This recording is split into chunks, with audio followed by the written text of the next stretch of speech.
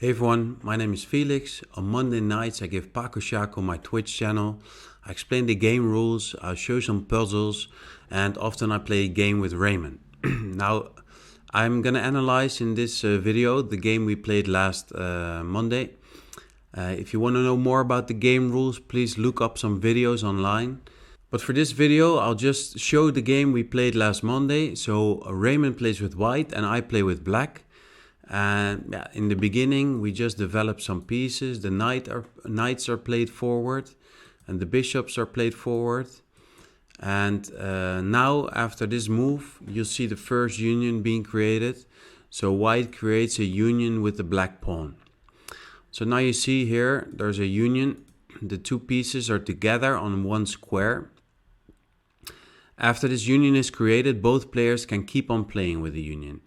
And you move the union accordingly to the piece you have in a union. So in this case, if it would be black's turn, black could move the union forward. If it would be white's turn, white could make a knight's move and bring the pawn with it in its move. Next move, the bishop is played out. White plays the queen in between to cover that line a little bit. It's just still developing pieces. White castles. The queen is played forward. And white tries to push the knights forward. And Paco Ŝako, the knights are quite strong. Now I play my queen to c5. This is possible. So this white pawn cannot capture the queen. I mean, you can create a union, but I'm not worried about that because my knight could release the queen or the bishop could release the queen. And then my queen is free to go. And in this situation, I would place my queen probably here with this pawn. So Raymond doesn't really want this to happen, so he moves the knight-pawn combination in between. So I decide to release my pawn and move it forward. I have the idea that I can actually promote this pawn. Maybe it's possible to go in the next move to either the queen or the pawn here. I would probably put it with the pawn together to then push it forward. Raymond gives a check. I move my king. I can't castle when I'm in check. Pawn is moved forward to release this knight, maybe put it into the game here. I play my knight forward. The bishops give a little check. I place my pawn in between. And now Raymond creates a union here with the pawn. I'll show you the move again.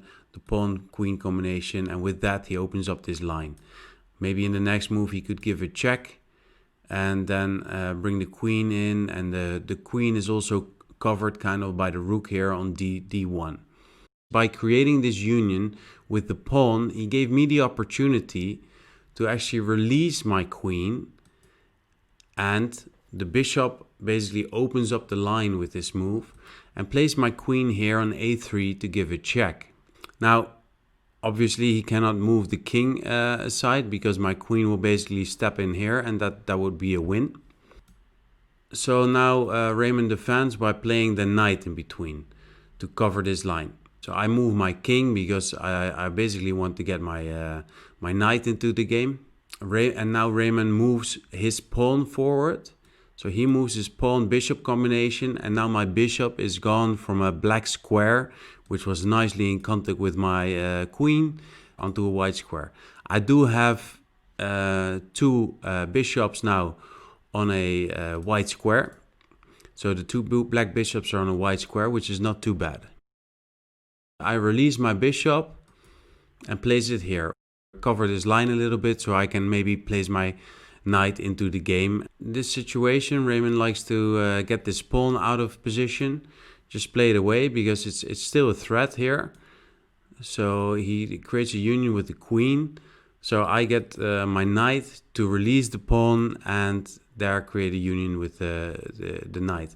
Obviously, he cannot take it away because he would be in check. And in the next move, possibly I could push my pawn forward. And actually also, if it's in a union, I can then promote my pawn to a queen. And at the same time, I give a check now. So he can't play it away. And he has to do something. He has to move the king. He will move the king to b1, just in front of the pawn. I can't move my pawn forward. And now I try to get my bishop into the game. So of course this is the line, possibly get my other bishop in and go towards the pawn on c2. So he obviously put the pawn between, and now I release this pawn and create a union here. I thought actually I could release my pawn in the next move and then either go here or here. And of course this rook is still there, which can come into the game and either release one of the pawns, or the queen would be there then. And so that would be, this rook is quite an option for me to get it in there in the next move. So Raymond creates a union with the queen, and now I'm trying to release the bishop, and the bishop could push the pawn forward, and again I'm looking at one of these squares to bring my rook in. So now Raymond gives a check. I move to the side, and Raymond decides to actually break up that line. Now I moved I moved the queen knight combination to this position. First of all, the queen can't go anywhere, so it's basically stuck in that corner. Raymond cannot really use it. And the other option is I can release my bishop. The bishop can release the pawn could release the knight, and the knight could be positioned here, which give a check. This knight couldn't really be defended. I would then have a pawn on this position. And with my knight here, I would give a check, and I would have the option to release my pawn and promote to a queen. So let's see, Raymond defends by moving the rook in between. I move my king away, then Raymond moves the combination of the queen away. So I bring my knight into the game again, to actually create this combination of releasing my knight and moving it possibly here. And also there are some other nice combinations in this position, which I should show you, is that I can also put my knight here, then the bishop would be released. The bishop could go to the queen, and the queen could go back to the position where now the knight is, and the knight could be released and possibly be positioned here, give a check, or maybe here, give a check here. And that would create a lot of new options for me. So Raymond gives a check to win some momentum. So I have to defend this, of course. I move this combination of the knight and queen together. I move it, so I move it to f8. The reason that I don't mind doing this is because I can release my queen and bring it back into the game. I could even place it here and then move my my rook into the game and then release it, for example, and come here into the game with the queen. I still have the possibility to release my bishop, go with my pawn here, go to the knight, give a check here. So there he might want to defend that, and also he obviously likes to bring his queen back into the game. But this move brought a little bit of a surprise. So the nice thing about this move, I'll show you, is I release my bishop and I give a check here. Now it was also a surprise to me, I have to be honest. I looked at it and then I realized that this is actually a win for black. And I'll explain you this last move. So the reason that it's a win is that, of course, there's now a check here. So you might want to move the king here, but that's not possible because this bishop can release the knight can release the pawn, and the pawn can go to the king. So that field is covered, and that same is of course for the field of a1, is that you cannot move the king to a1 or c1, because after that the bishop will release the knight will release the pawn, and the pawn covers those two fields. Now obviously you cannot move the king here and you cannot move the king here. The reason why you cannot move the king to a2 is because this bishop can go to the first knight, and then this knight could jump to this knight, release the second knight on a5. This knight will be released on a5, could jump back to the square on c4, release the bishop, This bishop can release the pawn, and the pawn can go to the field on a2.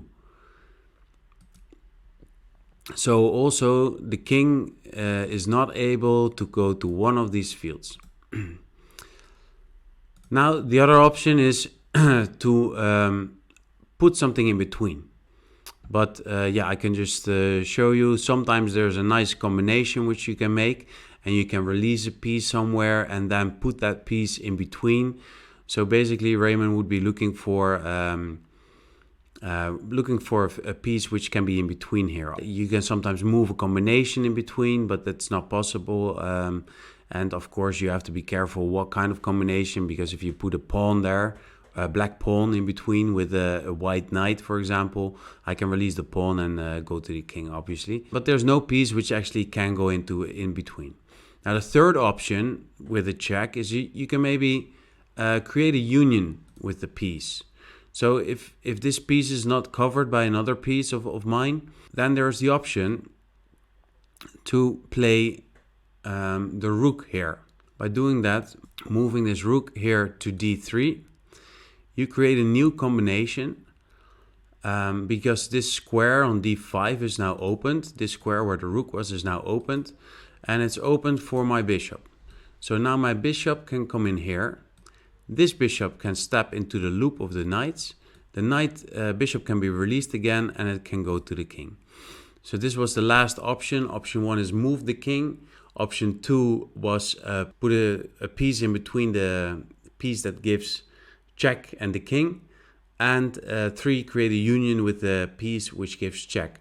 But also that's not possible. So after this was played, now I can play and I can create this loop. So 1, 2, 3, 4, 5, and I win the game. This was my first time analyzing a game. I hope you enjoyed it.